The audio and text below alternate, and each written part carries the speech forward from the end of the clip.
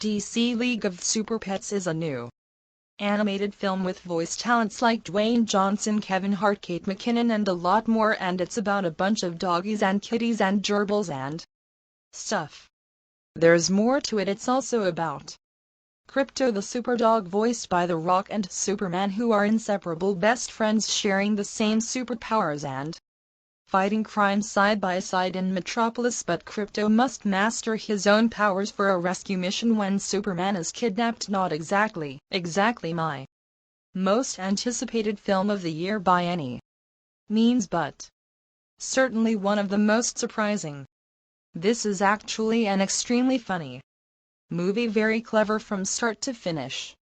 It has jokes stacked upon jokes constantly. If I saw this movie when I was like 12, I'd probably watch it every single day. It's really fun, and I had to actually sit down and ask myself, why did it surprise me so much? What about this movie just made me assume that it wouldn't be very good? Because it certainly isn't. Isn't the talent involved? The people who are on the directing side and the writing side of this movie have worked on films like Sonic the Hedgehog and the Lego Batman movie, and have worked in the animation department for many other films that are also well regarded. So why the doubt? Why do we hear of certain films, see promotional material, and think, well, that's just gonna be bad? Speaking just for myself, I think it's that I was conditioned to think that a story about superheroes, where the superheroes are in the background and it's actually more their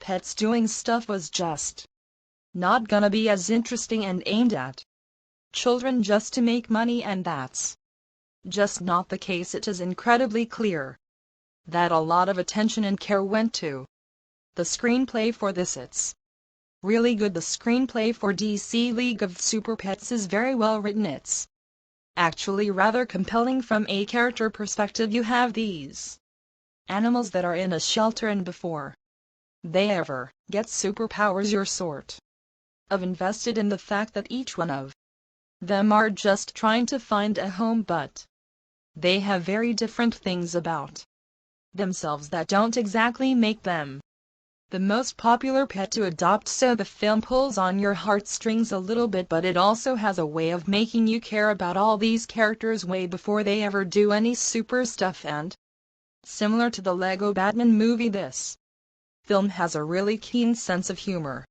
when it comes to poking fun at the superhero characters, especially Batman voiced by Keanu Reeves, which is just a miracle. He's excellent. He's one of my favorite parts of the film, and basically every time Batman says something in this movie, it's pretty funny. But without a doubt, my favorite character in this movie is an elderly turtle named Merton, voiced by Natasha Lyonne. Every time that damn turtle opened her mouth, I laughed. I mean, she is absolutely hilarious. She's got a very dirty mind, that turtle. She's constantly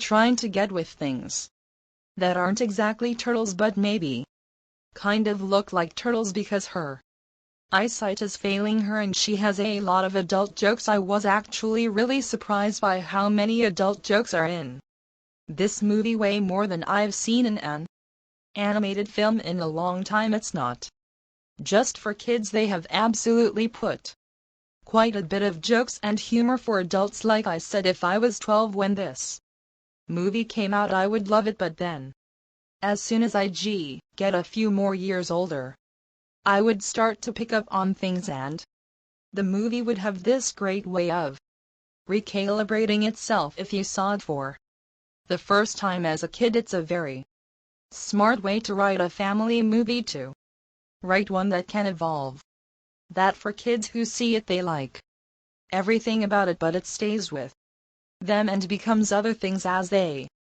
get older. That is not easy to do, but this film pulled it off. Kevin Hart and Dwayne Johnson have worked together a lot at this point, and I loved hearing their voices as these characters, but I was really again surprised. It's kind of The theme of this movie that Kate McKinnon was so great as Lulu. She was phenomenal. Her voice work was top-notch. Look, in regards to movies this summer has had some ups and downs, but there is nothing like expecting zero when you walk into a theater and just being handed something that is so much better than you thought it was going to be. And I want to see it again.